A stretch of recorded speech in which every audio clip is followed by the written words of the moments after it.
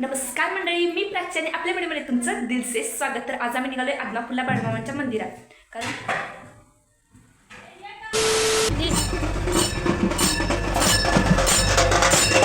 आणि आज आम्ही लालपरीतून प्रवास करणार होतो. लालपरीचा प्रवास तुम्हाला माहीतच असेल, पण आज आमचा प्रवास खूप शांतपणे आरामात झाला कारण गर्दी नव्हती. आणि आता आम्ही गारगोटीच्या स्टँडवर जाऊन पोचलो होतो. नंतर आम्ही मंदिरात जाऊन पोचलो.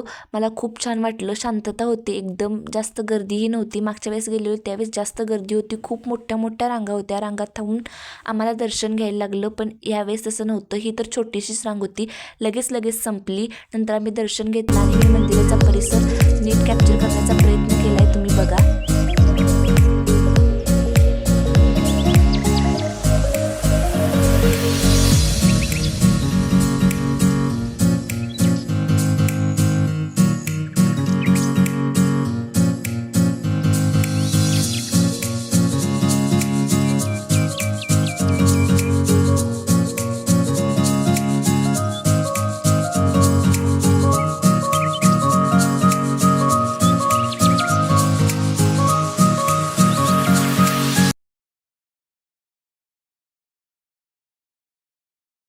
आता आम्ही तिकडं निघालोय. तिथं आपली इच्छा मागायची आणि जर का ती पूर्ण होणार असली तर तिथं पैशाची बघूया.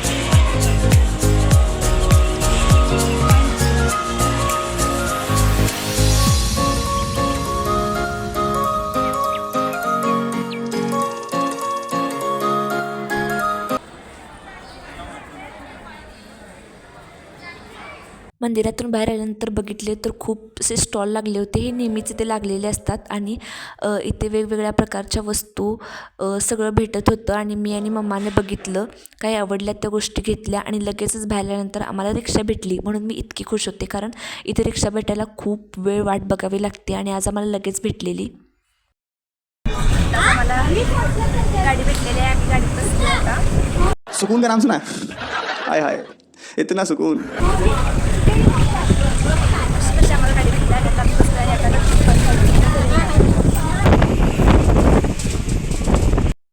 थोडा वेळ झालं. आता आम्ही आदमापूरवरून जाऊन आलेलो आणि आता अंधार पडला आहे आणि आज पौर्णिमा आहे ना नव्याची, त्यामुळे घरात नैवेद्य वगैरे केला आहे आणि आज चंद्राला ओवाळायचं असते. तर खालून काही चंद्र दिसत नव्हता, म्हणून मम्मीने मला सांगितलं वर जाऊन चंद्र दिसते का बघून.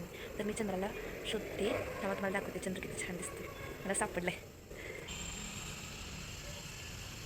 हे देखो गाईज, किती छान दिसतं.